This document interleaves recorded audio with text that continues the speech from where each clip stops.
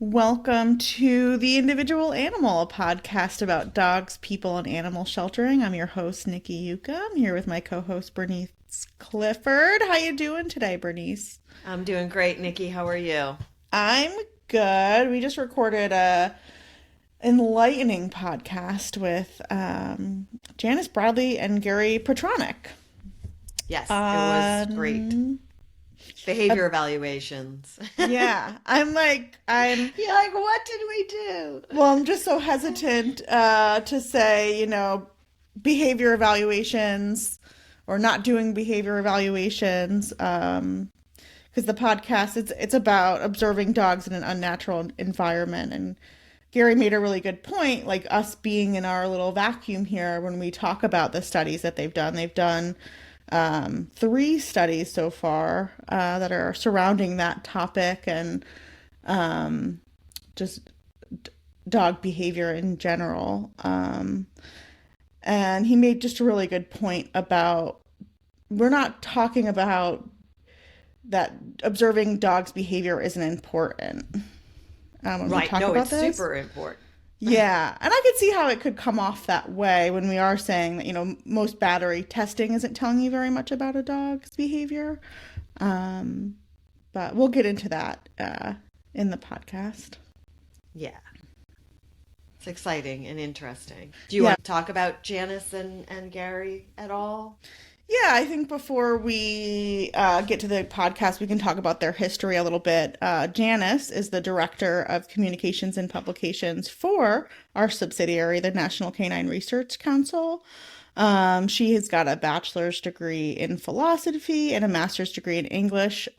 She actually used to work as a college teacher and counselor and administrator, but then decided, nope, I want to, work with what her passion is really, which is the human canine bond. Over the course of her career, she's trained over 400 pet dog trainers, and has co-authored several articles and research papers, some of which we're going to get to talking with them about. She actually recently finished her revised relevance of breed when choosing a companion dog. It's like a really great booklet for National Canine Research Council. And what I really appreciate about that one is she actually created two different booklets. She created one that's very academic, and then she created a great summary version for people like me that want the quick and dirty version of things. Right. Unscience that for me, please. Yes. Can you please make lay terms a little bit for me?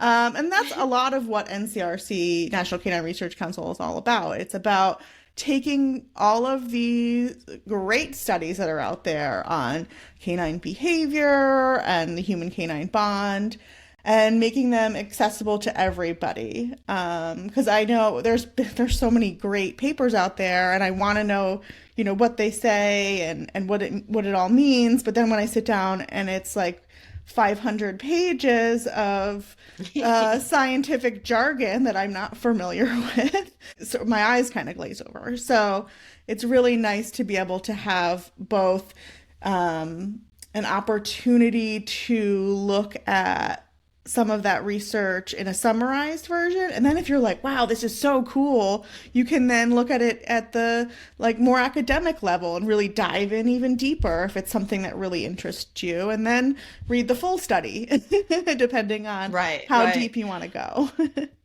Right. One of the things I love about what NCRC does is actually look at how the research was done.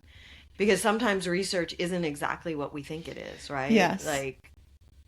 And I love that they dive in and say, well, this was only, three dogs and da da da da da. So they really look at how it was done and if those methods were appropriate. Yeah, and then they say, well, this part of the study isn't as comprehensive as other parts, and here's why. So you sometimes can take away some things and not other things from studies. I've been really wanting to forever, and we haven't done it yet, is work on like a kind of like stars but scrolls. Like each study gets like a different review rating from 1 star NCRC. versus 5. Yeah. Like this is a, gold standard study, so it's going to get 5 scrolls, and this one's 4 because of this one little caveat that, because no study is perfect, really. So Of course. I've been wanting to do that forever, but that requires a lot of going back through everything and getting that together. But maybe one day we'll have a scroll scale.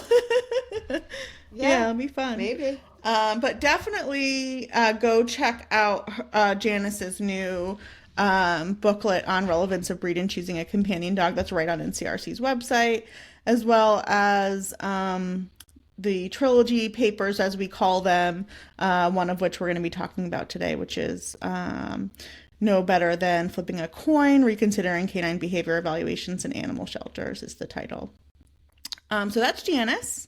And then let's talk about Gary's history. I feel like Gary, it would be easier for me if I told you what Gary has not accomplished in his life, to be honest. Before this podcast, before recording this, I was going, back and making sure I had everything. And I was like, I'm not sure I can even say all of these things in a timely fashion. His accomplishments are pretty impressive. But he is also joining us on the episode. And I'm just going to mention a few things. I'm probably forgetting a few things. So I will link all of both Gary and Janis's complete list of accomplishments in the show notes in their bios. Gary earned his veterinary medical doctor degree from the University of Pennsylvania School of Veterinary Medicine. He obtained his PhD in epidemiology at Purdue University, where he was among the first scientists to study pet relinquishment in shelters. That's very impressive. He works and has worked in private practice and shelter medicine. I think he's currently just doing private consultations as of right now. But he was previously the vice president of the Animal Rescue League of Boston, where he played a key role in developing the Center for Shelter Dogs. And additionally, he was a founding board member for the Association of Shelter Veterinarians and the Massachusetts Animal Coalition. And in my notes, I just have and ... But Gary, one of my favorite things about Gary is he has been working as the policy and research consultant for the National Canine Research Council since 2014. So he has made many valuable contributions to NCRC, drawing from his experience in epidemiology and animal sheltering and animal welfare and all of the other things. It's been a real value for us to be able to reach out to Gary when we need him and get his input on all of the things. So we really appreciate him for that as well. Yeah. And his dog's super cute. Oh, yes. Oh, you see. Yes. We'll take a little screenshot of his pup that was sitting on the couch with him throughout the interview. All right, let's get to it. All right, show us that dog again. Yeah. Now that you got comfortable. Yeah. Oh my goodness, look at that guy. There I am. She looks a little deer in the headlights there. What's her name, Gary? Poppy? Oh my goodness. What do you think, huh? What do you think? Maybe I'll just stretch out. Okay, guys. So we're going to talk about mostly your work on No Better Than Flipping the Coin, which we keep accidentally saying don't stop flipping the coin. Stop flipping that coin. Love it. I love it. Yes. Which also Right works. to the point there. Yeah. Yeah. No more flipping the coin. Don't flip those No coins. better, yeah. Which talks a lot about behavior evaluations in shelters. And you guys both have worked in shelters for many years, right? I know Janis, Garen, you worked for shelters for a really long time too. Yeah, probably about 8 years in total. Yeah. I did 10. When you were there, did you guys do behavior evaluations? Like formal ones? Yes. Yeah. Yes. Yeah. And then you did a ton of research, right? So let's talk about the research you did on behavior evaluations. You want to start with that? Or do you want to start somewhere else, Janice? See, starting with that actually involves starting with a bottle of wine. Exactly. I remember it well. I can't remember what kind of wine it was. I'm pretty sure it was red. Yes, it was. I'm sure it was red too. I mean, it's pretty easy to tell you sort of how we started to get interested in this and what really prompted important. it. I remember that well, and Gary, you can correct me if I'm misremembering anything, because we were at kind of an informal retreat for the organization a little bit, visiting a friend basically, and talking about stuff that we, that caused us concern sometimes. And we both had experience, I think, that made us a bit skeptical about behavior evaluations, and had talked with Dr. Amy Marder about this a lot. But Gary brought up a study that we were all familiar with that was very concerning, which had tracked administering a behavior evaluation to a whole population of dogs in a fairly large shelter, showing that, was it a third of them, Gary? 39%. 39% of the dogs in this shelter flunked this behavior evaluation. Some of them were puppies. This included puppies, and they were all euthanized. Ouch. And all the ones who flunked the test. And we really thought, okay, this is something that actually impacts dogs in a very concrete way, particularly dogs living in shelters. And we wanted to, look into it with a little bit more depth. The studies that we knew of about this had shown that there wasn't much reliability or validity that had been established. So we were really thinking about, okay, how would we come up with this? And Gary went off and took a nap. Which is totally unrelated to the wine, let me point out. Latent learning or processing or something. And came back with what he called some back of the envelope calculations. I think there was an actual envelope, but I may be misremembering that, where he said, okay, so what if you had the best of all possible worlds, the best case scenario where you had a really good test? Would it even then help you much in deciding which dogs would be safe and compatible with human homes? And that's where we started. And he started going into how to do those calculations, that hypothetical calculation. So let me just flesh that out a little bit, Janis, because completely right, completely agree. The kicker there was, and I'm not 100% sure I remember exactly why that popped into my head.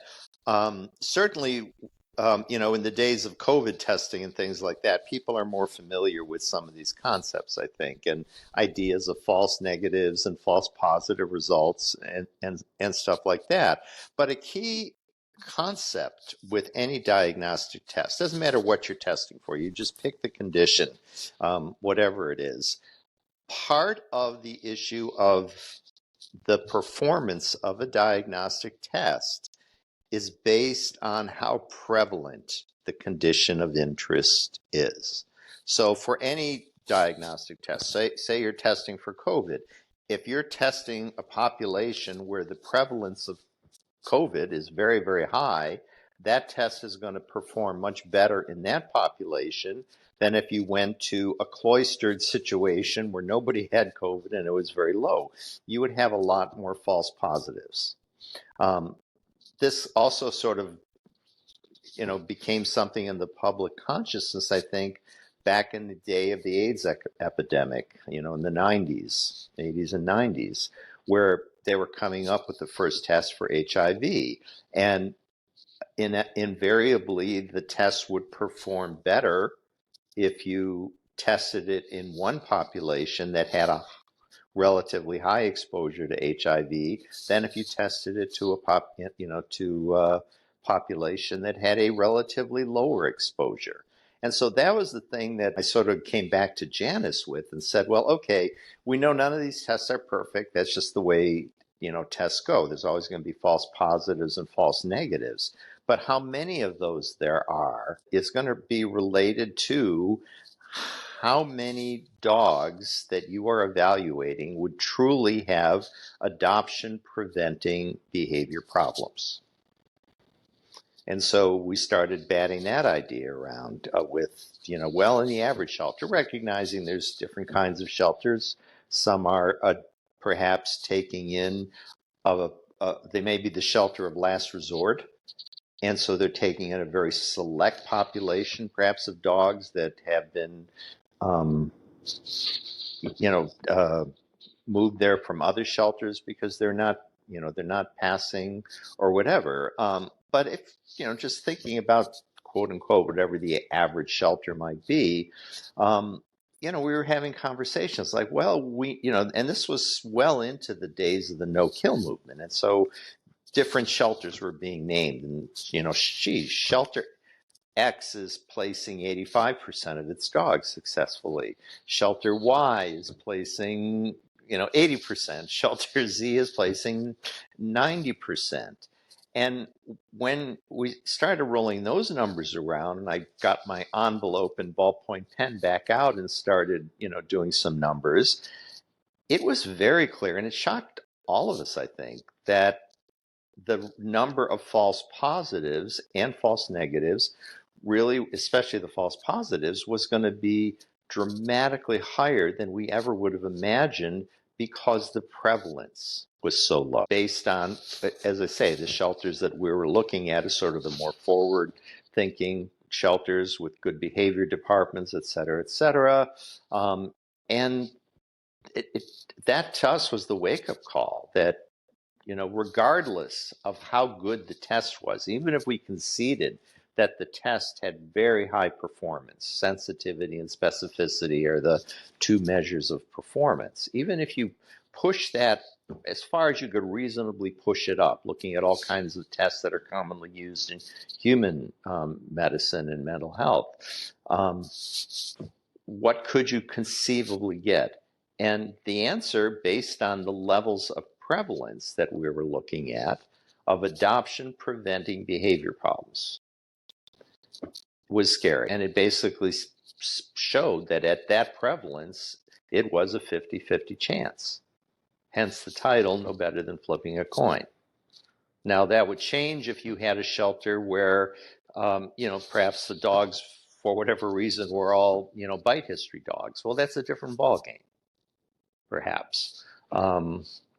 Again, theoretically, if everything else was as it should be. But in the average shelter, which are just pets that have been living in homes in the community, given up because of all the reasons people give up pets, most of which are related to, unfortunate circumstances in the human condition, the number was really scary. How did you guys come up with those numbers? What were you doing to figure that out, that 50-50 chance? Well, that we didn't come up with it. I mean, that's just what the calculation showed us. What we started looking at at two things. We started looking at the potential best performance you could realistically get based on all kinds of data in the human literature for all kinds of tests. So think of, what do people get screened for? Men get screened for prostate cancer. Women get screened for breast cancer. There's hypertension screens. There's my dermatologist does the once over every couple of years and looks for funny lumps and bumps. Mammograms, there's a common screening thing. So any kind of screening tool. There were also behavioral screening tools that had been published. Things like prisoner, someone who was convicted of a criminal offense, reoffending versus not reoffending based on, again, predicting dangerousness or something. So there were lots of numbers out there, and it's bounded. I mean, these performance measures of sensitivity and specificity each go from 0 to 1. So that's your limit, with 1 or 100% being the absolute best. and 0 being the absolute worst. And most of these tests, if they were really good and very well established, lots of research behind them, they were probably coming up with performance, sensitivities and specificities, maybe in the 90% range. And so we use that just as a start, because we didn't bother to look into the data for dogs. We didn't really think there was at the time, but actually it turns out retrospectively, we actually had other people had published sensitivity and specificity for various dog behavior evaluations, which actually were quite a bit lower than that by multiple investigators. So we had that as the start, and then we took the prevalence of the condition of the prevalence of dogs with adoption preventing behavior problems, and you plug that into the equation, and that's what kicks out the 50-50. Got it. So these are things beyond our control. The prevalence is beyond our control. We didn't concoct anything, although we looked at a range of prevalences. And the sensitivity and specificity, we used the best possible case in terms of the test itself. So we gave it the best shot of succeeding. So what you found is that it's better to just not have a test. You can't make a better test. Well, at that level of prevalence, see, that's the key. You might be able to make a better test at a different level of, even the same test at a much higher level of prevalence would perform better. Do you see what I mean? So if you were to go and apply that same behavior test in a population of dogs that, let's say, had a 40% prevalence of adoption preventing behavior problems, that test would perform much better. Mm-hmm. Right. But how many shelters have that? That's just not, these are dogs coming out of homes. They lived in homes.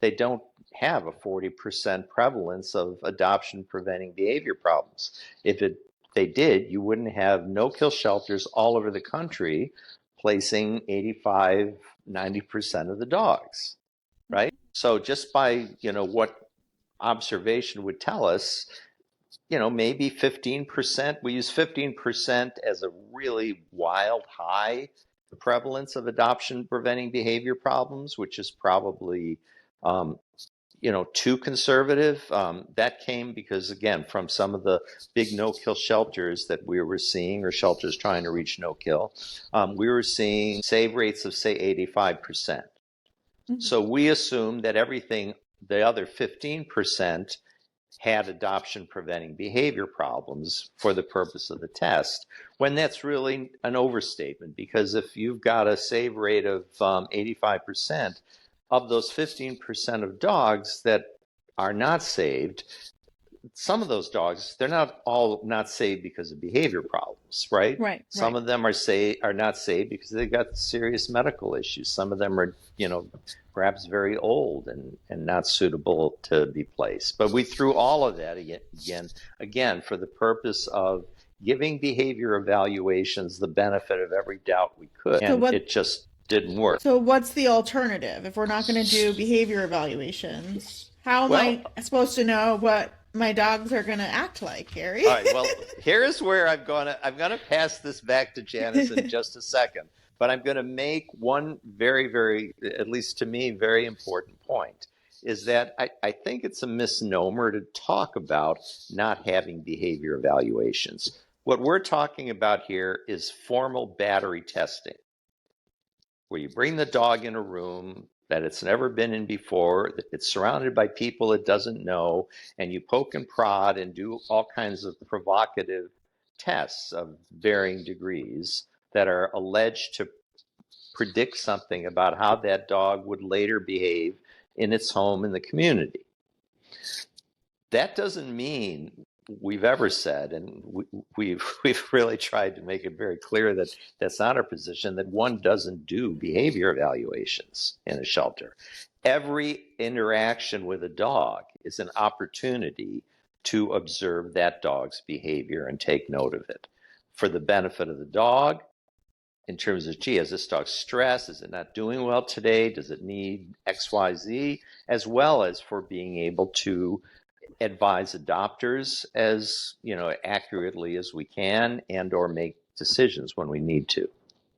So big caveat there on that one, because oftentimes, I mean, Janice and I were talking a while ago, and we were saying that one of the things that has happened with that work after people start talking about it is they've oversimplified it and said, oh, well, we don't think there should be behavior evaluation in a shelter. And that isn't what we've said. So Janice, it's all yours. I think maybe the confusion arises just from the term behavior evaluations, because we're talking about something very specific, the kind of battery tests that Gary described. We never said that you shouldn't evaluate behavior. That's a completely different question. We've just said that all of the evidence demonstrates that this is not an effective way to do it. That battery tests are not a way that's going to get you information that you want about dogs who are living in shelters. And our suggestion is just what Gary said, is availing dogs and the people who are taking care of them of enrichment activities that are normal daily life activities, and then recording observations of what they do. So you put it in a much more realistic setting. That's much more like the setting that you want to predict for, which is how does a dog behave around people and in a home. You have opportunities to do that in a shelter by putting dogs in play groups, by giving them sleepovers, by taking them for walks, by doing even putting a dog in a home-like room for very short periods of time, a couple of times over a week's time, changes the way they behave on a battery test. So which is the more credible? The more home-like situation, and what does the dog do, or what does he do when you put him in this very strange, provocative situation? So then the question just becomes helping people to decide what kind of activities they want to they want to provide for the dogs in their care, and how they're going to do the observations, how they're going to observe what the dog does. And neither of those things obviously is insurmountable, but we would never ever say just ignore how the dog acts. That really makes no sense. Yeah. Right. And what you're suggesting is more of a holistic approach versus a boom, boom, boom. And to be fair, I think some of the shelters now, we're a number of years past no better than flipping a coin. What I hear through the grapevine is what shelters are doing is finding sort of a hybrid where they use the battery test to some degree. Maybe they use pieces of the battery test, but they have sort of stopped saying, oh, it's pass fail. Yeah. Where they say it's another piece of information about the dog. What you believe about what that piece of information tells you, that's a separate issue, and it probably depends on, how contrived is the situation. You could say that putting a leash on a dog and taking it out of the kennel is a pretty normal situation, but other people might use something like that as part of a battery test. So it varies, but there's also things, again, and I realize I'm using an extreme here in the literature going way back when, of somebody dressing up in a white sheet and coming out and approaching a dog with a white bucket on their head. I don't know what to say to that. I mean, what is that telling you? At the end of the day, one, you are most likely never going to, whoever adopts that dog is most likely never going to have a person wearing a sheet and a white bucket jump out at them or approach them on the street. Is that white bucket and the sheet a reasonable surrogate for any kind of other than routine experience? Again, that's for judgment, I suppose. And then you have the dogs living in such a unnatural environment and then seeing the bucket on the head, they're probably going to have a different reaction at a home in a home environment than they are with any of the battery tests here, give or take, Person they trust. with a person they Yeah, trust, right? it's so different when, again, here's one of the things that many of these battery tests, and again, I understand the logic or the rationale for it, is stranger directed aggression. We have this test for stranger or directed aggression, white bucket or not, whatever you want to use. But think about that. Every single test you do with that dog is a measure of quote unquote stranger directed aggression, because everybody they encounter in that room is going to be a stranger. So how is it that, if you go over and you try to put a leash on the dog, that doesn't measure stranger directed aggression, but if you pop out from behind a door suddenly, with an umbrella, that is an indicator of stranger directed aggression. There's just so many built-in assumptions about some of these things, as though they can be compartmentalized out of the context and projected into some future situation. Is that even a reasonable assumption? I mean, some things might be more so than others. I mean, if you can't approach the dog in the kennel and put a leash on her to take her for a walk, well, what would you say there, Bernice? I mean, that's giving you some information for sure. It's giving you a whole lot of information. Not Dogs necessarily very stranger. Oh, I'm sorry. No, go ahead, Janis.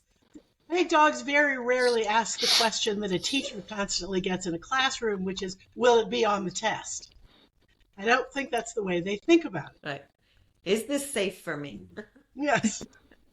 There's also an issue too of, resource allocation. I mean, shelters don't have extra people, extra time, and extra money. Fair to say. Yes. And so how you use your resources to accomplish various goals in your animal rescue mission is something you should think about very carefully. And I'm not suggesting that the people that choose to do the behavior evaluations haven't done that. I think it's a reflection of how much they want to be careful, that they put the dog in the right place or make the right decision about whether to place the dog, the kind of home it should get, et cetera. But think about how likely is this to really enhance your ability to do that. And that's what we're pointing out, is that the goal is something we're completely in sync with, making the right placement for that dog. It's just the method that, we're questioning. And mathematically, for most shelters, even in the best possible scenario, mathematically, it just doesn't work. You have the situation of no better than flipping a coin. And the little bit of research that's been done out there, Janis, you're going to have to help me here, but I think they've done some on the food aggression and found it wasn't predictive. Yeah, that's the only area that I'm aware of where there's been actual follow-up on adopted dogs, where dogs who had rated at various levels on food guarding were adopted out, and they found that the prediction that the tests made simply didn't follow the dogs into the home. Wasn't there a little Dr. Amy Martyr was one of the lead researchers on this, but there were a number of other people involved, and they really just found that it wasn't predictive. The fact of a dog testing positive in a shelter for this, in other words, growling or biting at a fake hand in his food bowl, did not predict whether or not he was going to be growly around his food bowl in the home. The most interesting finding for my money on that research, though, was that, some of the dogs, as with any population of the dogs, some of the dogs who went into homes and were growly around their food bowls, and some of them were ones that tested that way, some of them didn't, but the people didn't care. The people who adopted them basically said they didn't care if the dog was growly around the food bowl. They were of a mind of my mother, who, when I was 14 years old and my golden retriever growled at me, said to me, "What are you doing bothering the dog when she's eating? Stop that." So apparently that's a fairly widespread view. Were you saying something, Bernie? No, I was actually just going to say the caveat of that the owners didn't care. Oh. So Janice said So Mm. with these types of tests, it's more so just let's take it with a grain of salt what we see, and then use everything else that we're seeing with the dogs through with other things. So what other things should we be looking at the dogs? I know foster is really important. If you have foster programs, you can really get some good Well, information there. Do you want me to go, Gary? go for it. Okay. Any sort of normal real life scenario that you can concoct is going to be appropriate for gathering information. And it's also going to be extremely efficient in terms of use of human resources if you're giving the dog opportunities for normal interactions with people, for enrichment activities at the same time that you're gathering information about the dog, rather than saying, oh, we can't, we have to wait to make this dog available until we've done this formal battery test, and we have to train people to do the test, and we have to make sure that they're all doing it the same way, and we have to take the time to do it. You can get a lot more bang for your buck in terms of the use of your human resources by simply putting the dogs in normal situations and seeing what they do. And then finding a way to record that, and also notice whether it changes over time as the dog settles in, or as the dog becomes more stressed in that environment. Behavior is nothing if not plastic. So the experience of being in the shelter and the day-to-day experiences, the opportunity, whether or not the dog has opportunities to bond with specific people, all of those things are going to affect that dog's reaction to various stimuli that he or she encounters. And those are all valuable things to notice. But you can't notice them in the context of a battery test. It just isn't set up to do that. The other thing I'd point out too is the theoretical limit of what can be learned about a dog in a shelter. I mean, some dogs are going to be very clear cut at one extreme or the other. It's not going to be rocket science. But with most dogs, the things that we're so worried about or legitimately are things we want to try to nail down as much as possible about what's going to happen in that future home. There is a limit to what you can do in the artificial situation of a shelter environment, no matter how good you are, no matter how attentive, no matter how much enrichment you give. It's not the same. It can't ever be the same. And some dogs may be so sort of bulletproof in their personality or consistent, I'm not sure what the word is, where it just doesn't matter where you put them. They just sort of pretty much behave about the same. But that isn't true of a lot of dogs. I mean, dogs coming into a veterinary practice, for example, can change from day to day, from visit to visit. One time everything works swimmingly, and another time there's a lot of hesitation and maybe some fear going on. And Janice, you know what I'm trying to get at there. Help me. We're talking about resilience, really, but I mean, there's a whole literature on resilience in dogs, and it certainly varies from individual to individual. But as a species, dogs are clearly extremely resilient, which is why you can take a dog that's been in a traumatic situation, put him in a normal situation that's comfortable for dogs, and he bounces right back.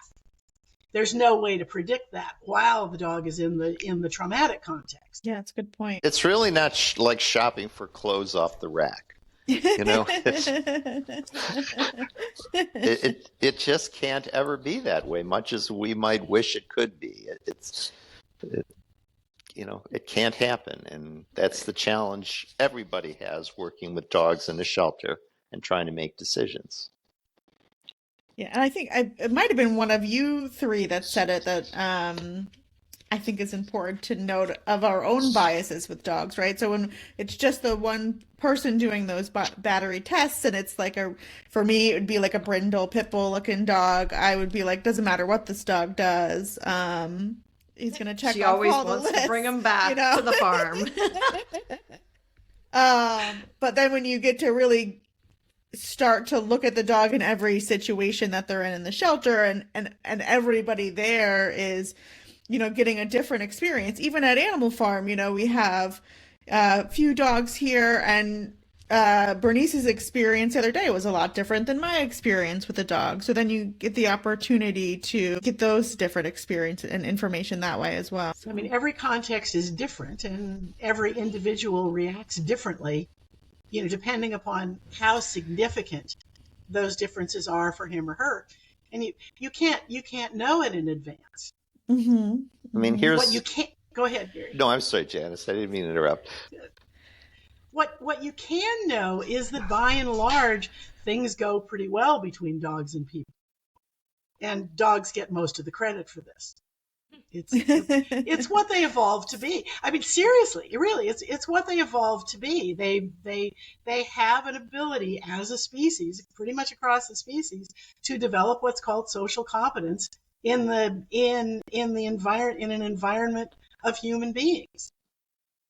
We didn't evolve to be good with dogs, but dogs evolved to be good with us. I was going to actually have two other examples. One of which was one of the other things that sometimes is tested for in these battery tests is separation anxiety, where the dog is left alone in an unfamiliar room for a period of time, and I guess there's either a peephole or a window or something where you can watch what the dog does. And then if the dog acts in an agitated way in any way, shape, or form, the assumption is this is a dog that's going to need to be treated for separation anxiety. But think about separation anxiety as it typically develops and exists in a dog in the community. We're talking about an owner it's deeply bonded to. We're talking about a home it knows and finds security in. And how on earth is that even remotely mimicked by being left in a room that it's never been in before, in a shelter for a brief period of time?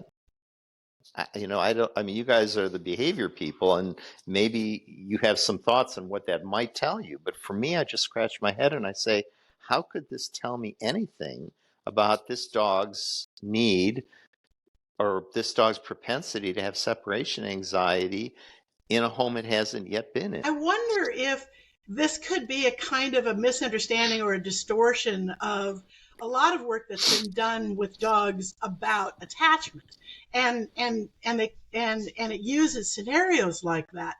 But you can't do a test like that unless the dog is actually attached to someone, unless there actually is an attachment figure. That's what those kind of tests are for. And somebody apparently got the idea that you could predict separation anxiety from it when there was nothing for the dog to be separated from in his current life.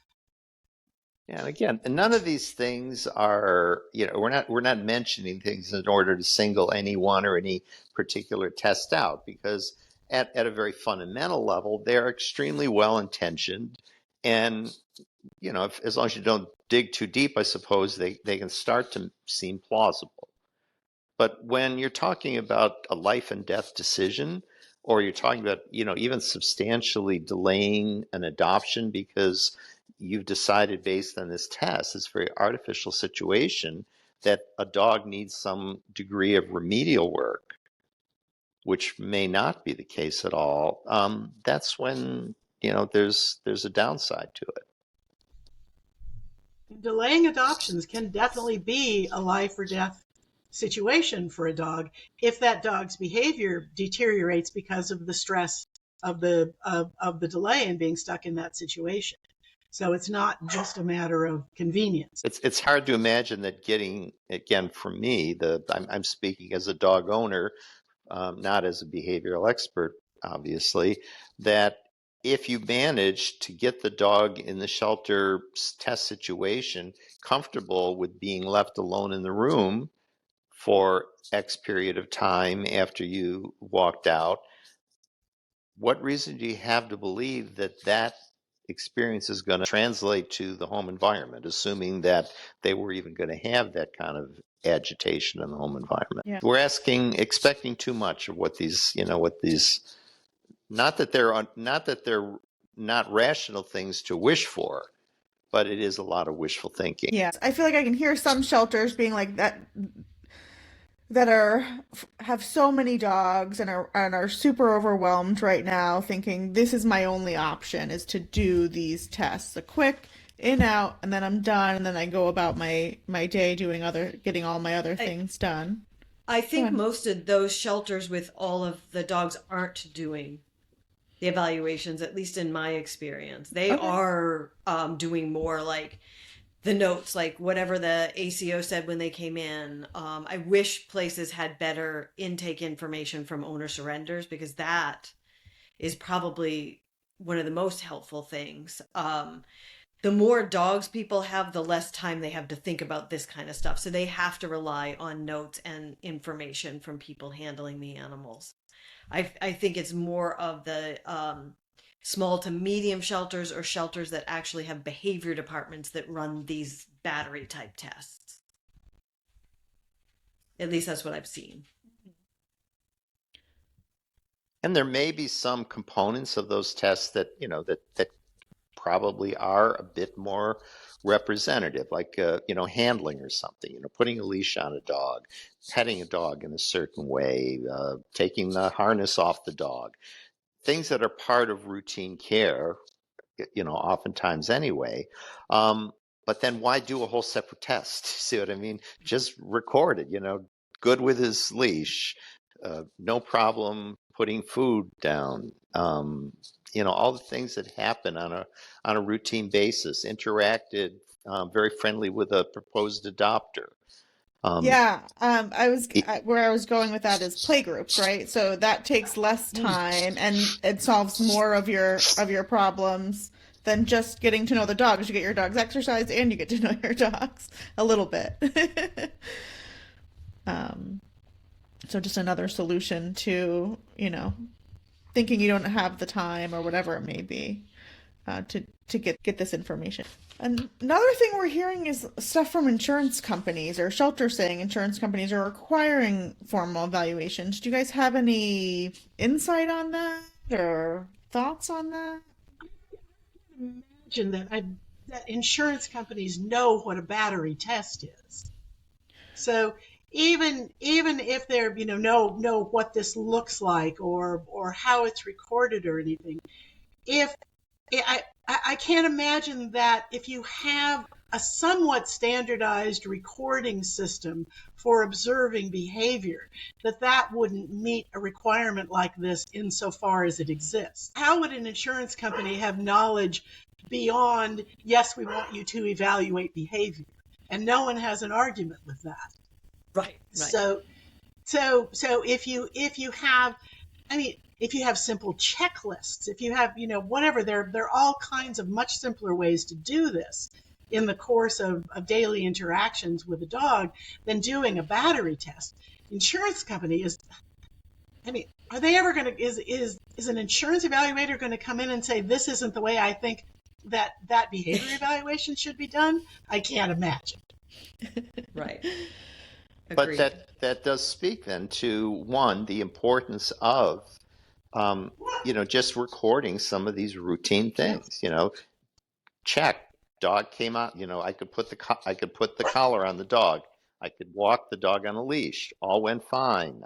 Fed the dog, no problem. Cleaned the kennel, no problem. Went out, did play group. You see what I mean? Just things that perhaps we take so for granted that we don't think there's important information there, or that the information isn't important to be recorded, when in fact that's exactly what I would think the insurance company wants to know. Can this animal be handled routinely with safety without exhibiting any worrisome behaviors? And if there are any, then what are the next steps? As opposed, and my guess is, and again, I guess I can't speak for them either, but one of the things that I always thought was important in the shelter where we did behavior evaluations before we had thought through a lot of these things was that it was a way to ensure that every single dog in the shelter got looked at and handled. And that may seem like a no-brainer, but if you've got a busy shelter, I could see, very easily where people could, where dogs could fall through the cracks, and maybe nobody really does much of anything with them for whatever reason. So there's a big difference between, an insurance company thinking, oh my gosh, what if that dog is put out into the community and nobody knows really anything about it. Right. Somebody just came along and adopted the dog and that's it. That's a very different situation from going to the shelter to adopt that dog and just having this daily chronology of what is this dog like when I took it for a walk? What is it like when we put a leash on? What is it like when we try to handle him or her? Things we take for granted, but ultimately tell us quite a bit. And accepting that there are going to be some things no evaluation could ever tell us because it's context specific. And if that dog goes out into the community and it encounters a particularly unusual or frightening, threatening situation, then all bets are off and anything could happen. I mean, the old blueprint idea that we were talking about before, remember, Janis? Yes. You had a blueprint for a perfect dog?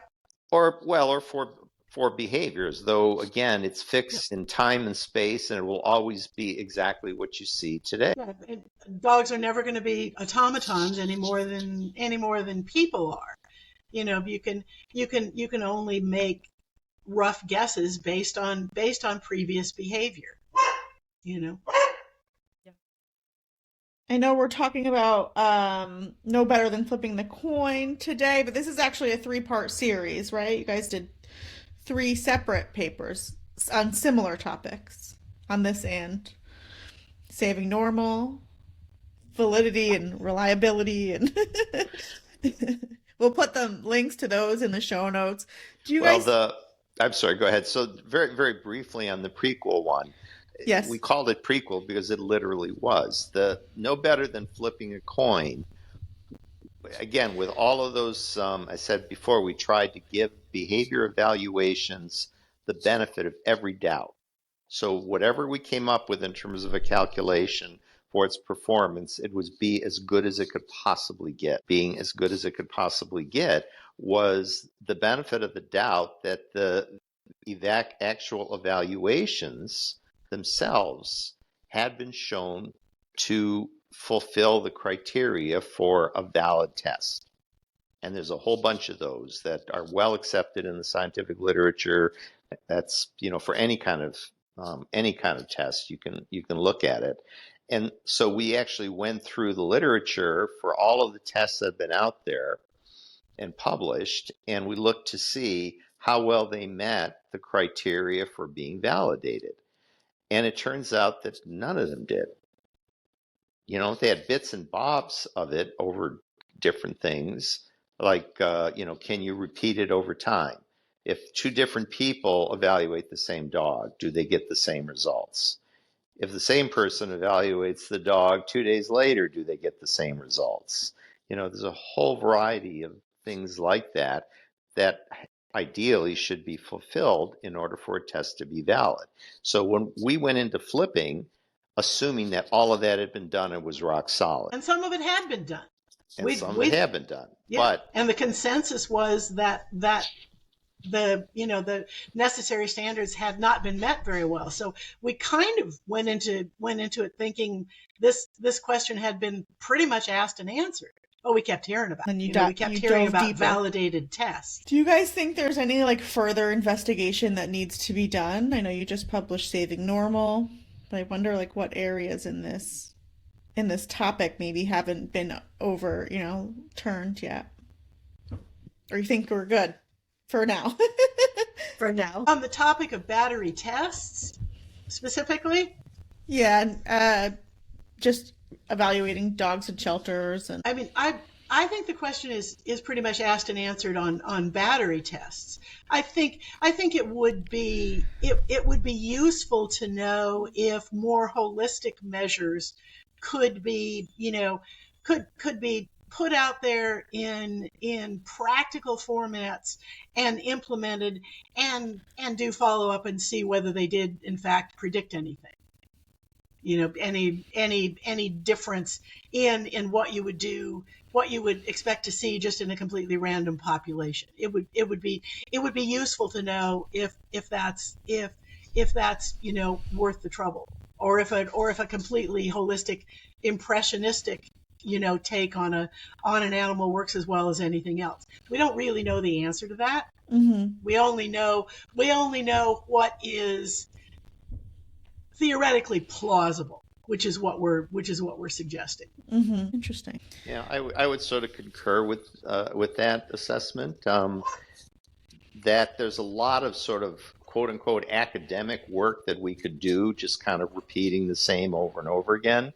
Mm-hmm. Looking at more the repeatability of different kinds of tests in the home, not just the food aggression test, but looking at a broader range of predictability. That's Uh-huh. really not going to change the math Right. that we've already put out there.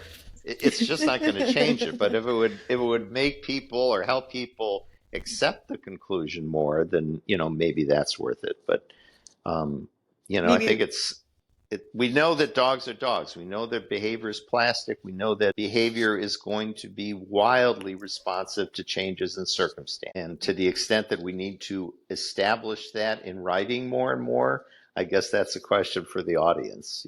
Do you want more of this? Do we need to tell you more of this or show you more of this to have you sort of believe what we've said about the testing, the battery testing in general? Do you think that it would be helpful for other academics to not put so much weight on those tests with the research that they're doing on anything? Well, I think that one of the good things about this is I think we're starting to see now in the literature academic, researchers who are publishing papers where behavior evaluations are involved are in fact taking a much more nuanced approach. And they're recognizing the limits. They're probably, doing things like saying, well, it's just one part of our whole picture. Or maybe they're just using a little bit of a formal evaluation along with everything else. But I definitely think that, we're seeing many more people saying, yes, it's just a part of the puzzle. There's a holistic process going on here, trying to look at the dog and in the big picture, not in just looking at this little slice of her life. Janis, would you agree with that? I would definitely agree with that. I'd also say that if we wanted to know more about how dogs fit in a human world, which is if you take this the kind of the biggest picture of this, that's really the question that we're asking. The most productive place to look, to me, seems to be to look at what makes for successful relationships, particularly between pet dogs and people. Mm-hmm. Completely different if you're talking about working dogs or show dogs or anything else like that, because the criteria are different for what makes a successful relationship. But we have ideas, but we don't know for sure why one relationship is successful and another isn't. And that's probably never going to be very productive unless we look at the context that the human being provides, unless we look at the human part of the equation rather than trying to figure out which dogs are going to be successful with people. I don't think that's ever been the right question to ask. It's only a piece of the picture. So what makes for a successful life for a dog in a human home? That would be, the big picture question that I think would be worth asking on an academic level. And so my answer to that would be, because I especially after during the pandemic, I found with a new pandemic dog, I found myself spending, and I still do spend, a disproportionate amount of my day attending to her needs in the dog park. And with many, many other dog owners that you see on a pretty regular basis. And what I could say is that you've got so many different ownership styles and compatibilities that you'll hear people muttering, well, I would never let my dog do that. But the person that the dog is doing it with, they're perfectly happy with the little niche that they've carved out in life. And flip side, they might turn around and said, oh, well, I would never, ever, I couldn't possibly imagine not allowing my dog up on the couch or whatever it is. You see what I mean? Yep. And so Yep. the styles and the relationships are they're each one is unique. And there may be some things, if certain behaviors get so extreme, that they truly would be broadly incompatible. But that's not what we're seeing. We're just seeing variations. And one person who would never let their dog up on the couch and thinks that's just what you do in a civilized society. Another person couldn't imagine going to bed, without their dog curled up at their feet. Under the covers. Well, Dog there's has to another be one under there. the That's covers. we get into that sometimes too, but that's sometimes that's in the line of TMI, but it does come up. Old. And so if any one thing surprises me pleasantly and makes me smile, it's that there are just so many different flavors. Yeah. And each of Yeah. those dogs is loved and treasured and has from what I can see, a devoted owner, and they're having a good life. And Yep. it's just that they're different lives. Yep. Yep. Easy to lose sight of how much the pet owner is an individual, just as much as the dog is an individual. Yes. Yep. And the relationship is made up of both of those parts, quirky and varied as they may be. Yeah. Yeah. Well, I think that's a great place to end it, unless you guys have anything we didn't touch on that you really wanted to touch on today. What about any projects coming up or anything like that? Nothing we're ready to reveal, I Right. don't think. at Oh this no, Oh, I that should have sounds waited a little bit. Yeah. We're not getting the tea today. All right, well, thank you guys so much for coming on.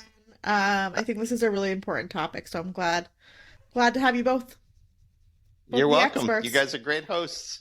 Thank It was a you. pleasure. All right.